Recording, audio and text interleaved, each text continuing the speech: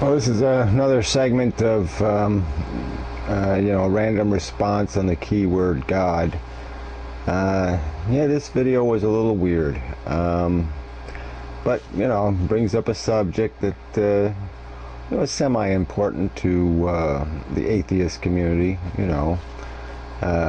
Human rights in terms of their sexual preferences, and it does get you to ponder certain questions.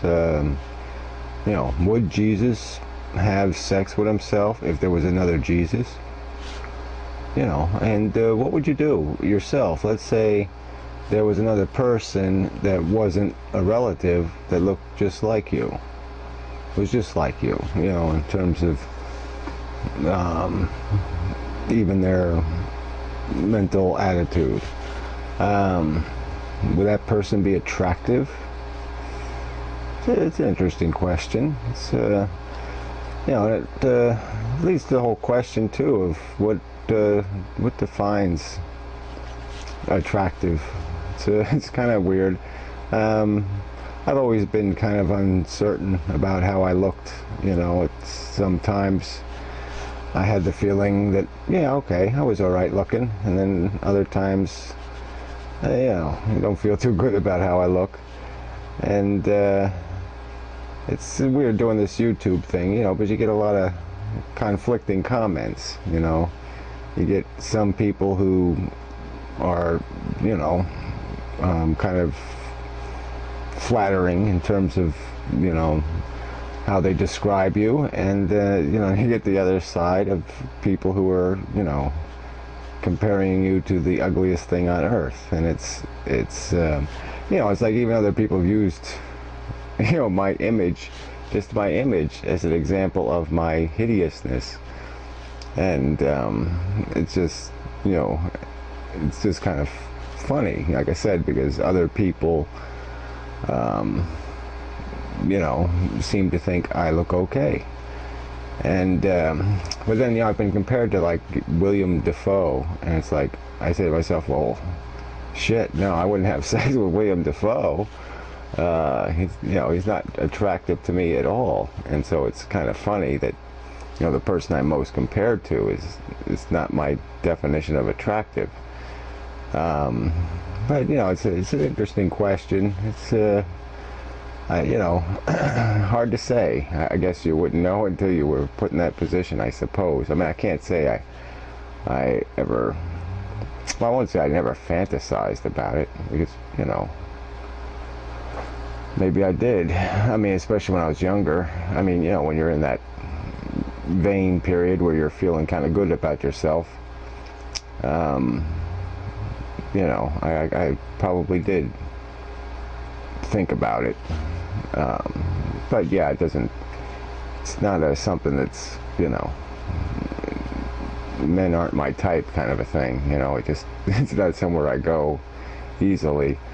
And I really couldn't imagine the actual act of sex. That would be kind of creepy. So, but everybody has their own place or disposition, where where they've psychologically been put by their conditioning and the circumstances of that, their youth. And but it is it's a semi-interesting subject. So I guess that would be enough of this. Don't think it raises anything else that's too terribly relevant.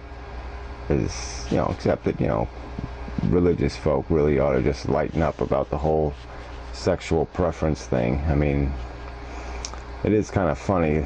You sort of say, well, where did this all come from in the first place? Why does this bother people?